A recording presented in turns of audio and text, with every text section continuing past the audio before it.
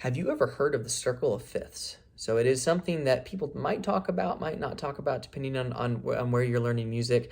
It is something that I have found to be very valuable to all of my students. This is why I teach this basic level, which we're going to go over today, of it to all of my students from a very young age. I've had students as young as 8 years old understand this concept and actually, just as of recently, be able to apply it to just playing music, be it in a band or solo or in duets, just using the circle of fifths to make their musical education just that much more deep and better understanding of it.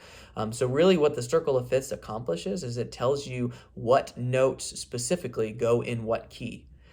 So if you think about like the key of C, if you're playing piano, if you try to play C major scale, it's probably one of the first things you're going to learn, and that means you're playing all the notes in the key of C from C up to the next C.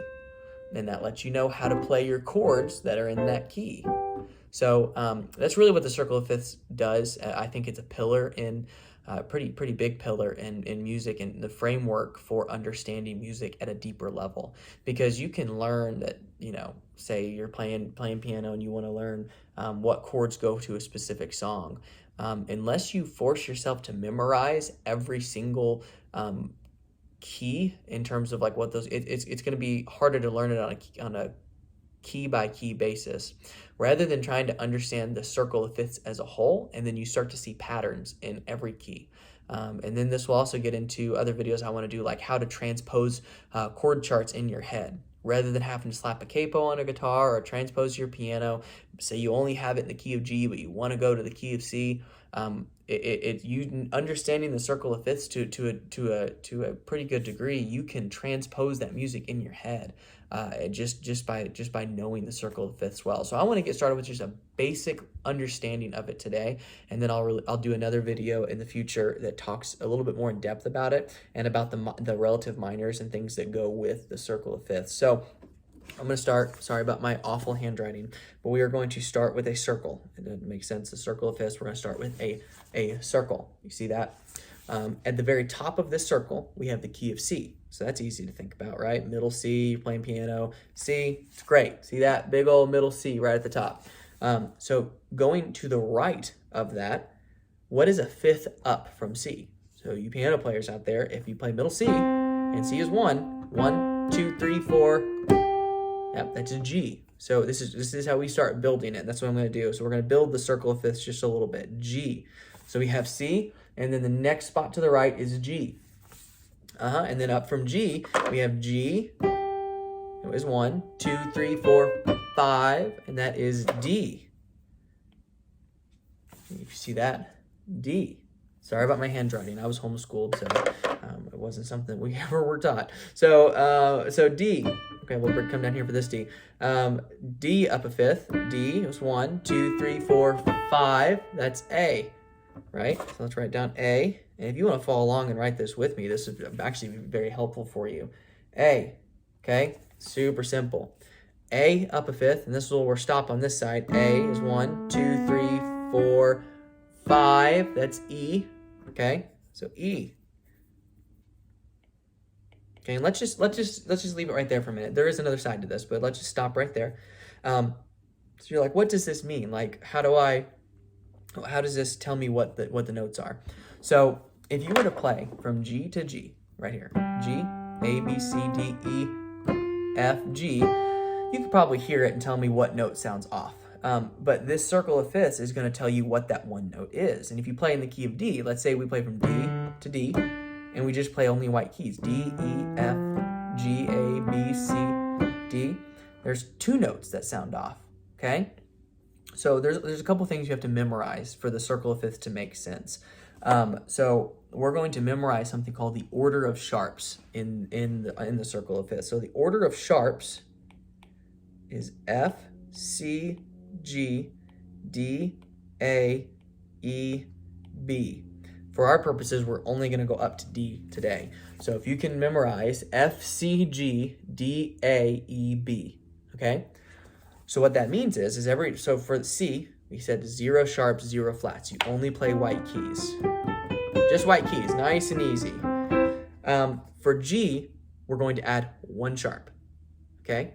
So you see that for the first one after C, G, we're going to add 1 sharp, okay? For D, we are going to add 2 sharps. For A, you guessed it, we're going to add 3 sharps. And then the last one that we're going to look at today, E, we are going to add 4 sharps. And what that means is every time we get to, say we get to C, 0 sharps, we go to G, we add F sharp to that key. So that means that when we play G to G, G to G, we add an F sharp when we play that scale. G, A, B, C, D, E, F sharp, G. Making sense, right? Let's try it with D. So D, we add 2 sharps, and those 2 sharps are F and C. So we do D to D, we do D, E, F sharp, G, A, B, C sharp, D. And that sounds just like a major scale, okay? And then the same thing with A, we would add 3 sharps. It'd be F, C, and G.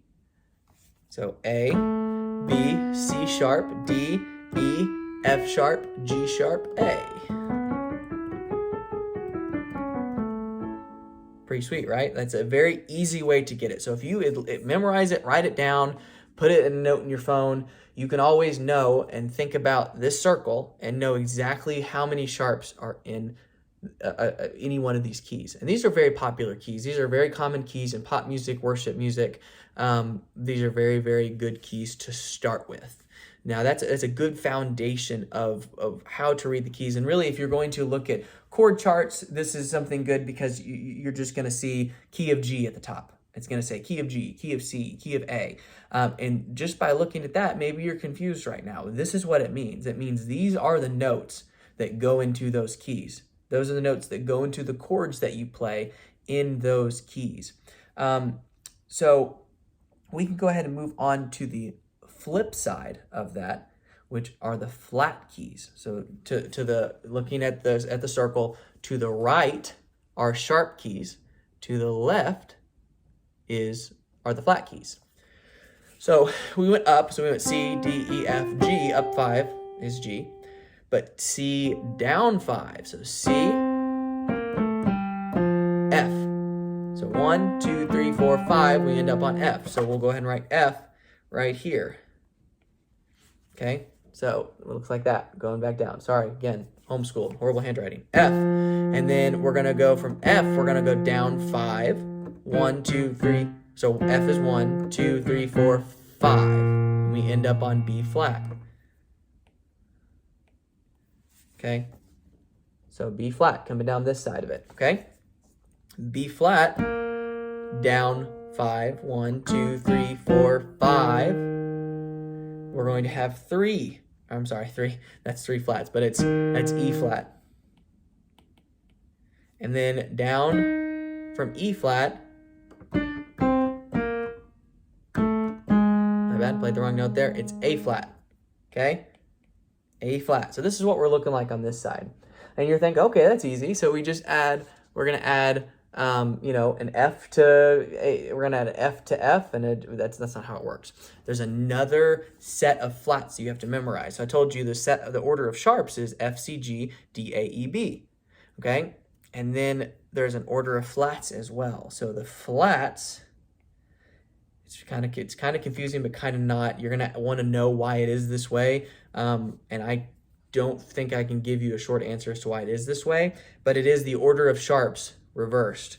So it's B, E, A, D, G, C, F. B, E, A, D, G, C, F. So in college, some random kid in my college class came up with BEAD, greatest common factor. I don't know why. That's something that stuck in my head for over 10 years now. So B, E, A, D, G, C, F. So what that means is when we get to C, again, no sharps, no flats, C, D, E, F, G, A, B, C, super easy. Then when we get to F, we add one flat from our order of flats, which is B. So we would go F, G, A, B flat, C, D, E, And then we would do the same thing for B flat. We would add how many flats? So if C is 0 sharps or flats, F is 1 flat, B flat would be 2 flats, and that would be B and E flat. So we start on B flat, it'd be B flat, C, D, E flat, F, G, A, B flat. So those are the 2 flats that you would play to go from B flat to B flat. And then the same thing for E flat, you'd add 3. And then the same thing for A flat, you'd add 4. So A flat would have B, E, A, and D in the key signature. And when I say key signature, this is what it looks like.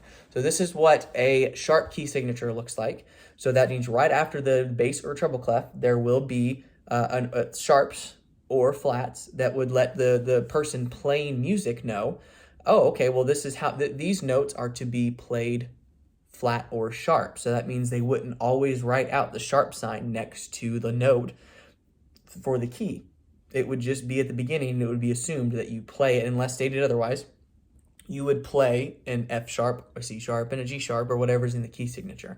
It was a way to save ink back when there wasn't printers and all that. So this is just a really, really quick introduction. I hope that for those of you playing music, this would be a great introduction to it. And those of you just reading chord charts, I think that I would have loved to have had this when I was in middle school and high school, trying to figure out chords and what it all meant and how they all related. Like, I knew they were all related somehow and it all meant something, but I had no idea. I think this would be a great starting point for anyone, no matter the genre of music, because I think this is very foundational. Once you kind of get past your general understanding of music, you've learned a bunch of chords. I'd like to do a video, again, finishing out the circle of fifths. That'll become probably coming out in the next couple weeks. But then also just expounding on, now we know the circle of fifths, we know what it all means, but these are the chords that you play in each one of these. And we'll talk about the Roman numeral system, or some people call it the Nashville numbering system, the Tennessee numbering system, whatever you want to call it. It's a really easy way to learn chord progressions, because one huge thing that you know from the circle of fifths is how to transpose things in your head. If you learn it to a degree that you're very comfortable with it, if you say you're playing in the key of C, and you want to change the key last second to the key of G, but you don't have enough time to transpose it, and you don't have a capo, and you don't want to transpose your piano, then you can transpose things in your head. I do it all the time. Several of my students do it all the time. It is definitely possible to do, and it comes with a very, very good understanding of the circle of fifths. So thank you guys so much for watching today. I hope I didn't bore you, and I'm kind of talking to you like I would speak to one of my students, not scripted, just sharing my knowledge and my understanding in this really simplistic way that I've come up with to share the circle of fifths with you guys. So just leave a comment, leave a like, and just let me know what you thought, and let me know if you would like any other tips or tricks or any other topics in music theory explained. I love sitting down and talking about this stuff. And I love to teach, and I love to show others how to play whatever music they want to play. So just be sure to leave me a comment, subscribe, and we'll talk to you guys soon. Thanks.